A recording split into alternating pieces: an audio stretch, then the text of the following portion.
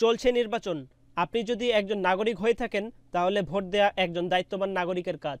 যদি আপনি ভোট দিতে যান তাহলে সবার আগে আপনার একটি সিরিয়াল নাম্বারের প্রয়োজন হবে। হতে পারে আপনি আপনার ভোটার এলাকা জানেন না, তাই ভোট দিতে গেলে এত ভিড়ের মধ্যে সিরিয়াল নাম্বার এবং ভোটার এলাকা জানার জন্য অনেক সময় লেগে যায়।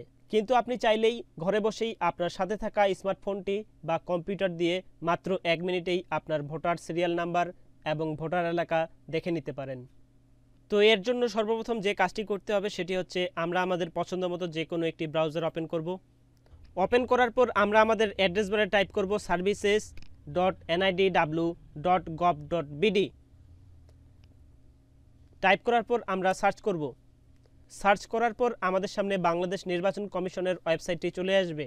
সেখান থেকে আমরা ভোটার তথ্য অপশনটিতে ক্লিক করব। ক্লিক করার পর আমাদের সামনে এমন একটি ইন্টারফেস চলে আসবে। সেখানে আমরা জাতীয় পরিচয়পত্র নম্বর বা ফর্ম নম্বরটি দিয়ে দিব। এরপর আমরা আমাদের জন্ম তারিখটি দিয়ে দিব। এরপর আমরা আমাদের ছবিতে প্রদর্শিত ক্যাপচাটি আমরা আমাদের এখানে টাইপ করব। টাইপ করার পর আমরা ভোটার তথ্য দেখুন অপশনটিতে ক্লিক করব।